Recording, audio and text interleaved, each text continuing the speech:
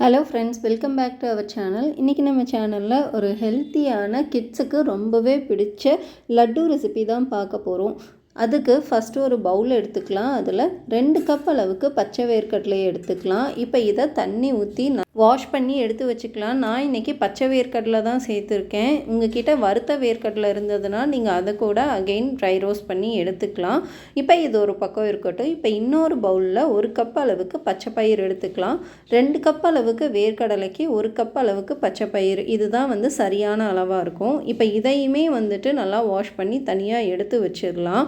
நம்ம ரெசிபிக்கு தேவையான இன்க்ரீடியன்ட்ஸ்னு பார்த்தீங்கன்னா இது 2 தான் மெயின் இன்க்ரீடியன்ட்ஸ். இப்போ நம்ம ஸ்டவ் ஆன் பண்ணி ஒரு இரும்பு கடாயை எடுத்து வச்சுக்கலாம். கடாய் சூடானதுக்கப்புறமா இதில் இந்த இன்க்ரீடியன்ட்ஸ் 2யுமே வறுத்து எடுத்துக்க வேண்டியதான். இந்த மாதிரியான இன்க்ரீடியன்ட்ஸ்லாம் கொஞ்சம் ட்ரை ரோஸ்ட் பண்ணுறப்போ முடிஞ்ச அளவுக்கு இரும்பு பாத்திரம் பயன்படுத்துங்க. அப்போ தான் கொஞ்சம் அடிப்பிடிக்காமல் இருக்கும். இப்போ முதல்ல நம்ம பச்சை பயிரை மட்டும் ரோஸ்ட் பண்ணி எடுத்து வச்சுக்கலாம். உங்களுக்கு வெயில் நல்லா கிடச்சதுன்னா நீங்கள் நல்லா வெயிலில் காய வச்சுட்டு அப்புறம் கூட ட்ரை ரோஸ்ட் பண்ணிக்கலாம். அப்போ இன்னுமே சீக்கிரமாக வறுபட்டுரும். எனக்கு இங்கே வெயிலே இல்லை, அதனால் நான் ட்ரை ரோஸ்ட் மட்டும் பண்ணி எடுத்துட்டேன். கொஞ்சம் டைம் ஆகிற மாதிரி இருக்கும். அடிப்பிடிக்காமல் ஸ்லோ ஃப்ளேம்லேயே வச்சு இந்த அளவுக்கு ட்ரை ரோஸ்ட் பண்ணி எடுத்துக்கோங்க. கலரும் மாறும், அதே சமயம் நல்ல மணமும் வரும் பாசிப்பயிறு வறுபட்டதுக்கப்புறமா. இந்த 2 இன்க்ரீடியன்ட்ஸுமே ஹெல்த் வைஸ் அவ்வளோ நல்லது.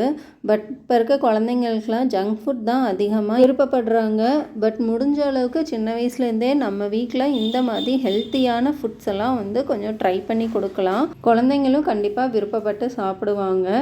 இப்போ பாசிப்பயிறு வறுப்பட்டதுக்கப்புறமா அதை ஒரு பாத்திரத்தில் மாற்றிட்டு அதே பேன்லேயே வேர்க்கடலையும் வறுத்துட்ருக்கேன்.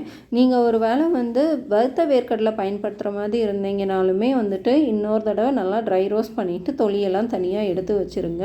இந்த அளவுக்கு வேர்க்கடலை வறுப்பட்டதுக்கப்புறமா இப்போ இது இன்னொரு பாத்திரத்தில் மாற்றி பீனட்ஸோட தொலியெல்லாம் எடுத்து வச்சிடலாம். பாதாம் பிஸ்தாவில் இருக்கிற சத்துக்கள் விட பீனட்ஸில் ரொம்பவே அதிகமாக சத்துக்கள் இருக்குது. நிறைய ப்ரோட்டீன் கண்டென்ட்டும் இருக்குது இந்த பீனட்ஸில்.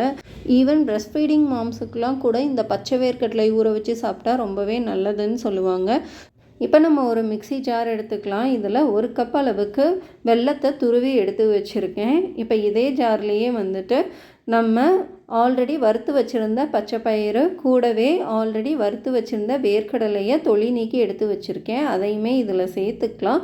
இப்போ இதில் நான் வாசனைக்காக 2 ஏலக்காய் விதைகள் மட்டும் சேர்த்துக்கிறேன்.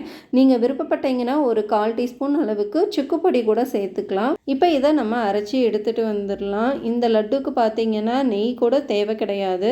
இந்த அளவுக்கு அரைச்சி எடுத்துகிட்டு வந்ததுக்கப்புறம் உருண்டை பிடிக்க வேண்டியதான். உங்களுக்கு விருப்பமான ஷேப்பில் உருண்டை பிடிச்சிக்கோங்க. இந்த லட்டு பார்த்தீங்கன்னா 4 days to 1 week வரைக்கும் ஷெல்ஃப் லைஃப் நல்லாவே இருக்கும். டெய்லியுமே குழந்தைங்களுக்கு ஒரு லட்டு கொடுக்கலாம். ஸ்நாக்ஸ் பாக்ஸில் கூட நீங்கள் கொடுத்து விடலாம். கண்டிப்பாக குழந்தைங்களுக்கு விருப்பப்பட்டு சாப்பிடுவாங்க. உங்கள் வீட்டில் ட்ரை பண்ணி பார்த்துட்டு இந்த ரெசிபி எப்படி இருந்ததுன்னு மறக்காமல் கமெண்ட் பண்ணிடுங்க. குழந்தைங்க மட்டும் இல்லை, பெரியவங்களுக்குமே இது ரொம்பவே ஃபேவரட்டான ஒரு ரெசிபியாக தான் இருக்கும். தேங்க்யூ ஃபார் வாட்சிங். வீடியோ பிடிச்சிருந்தா மறக்காமல் சப்ஸ்கிரைப், லைக் அண்ட் ஷேர் பண்ணிடுங்க.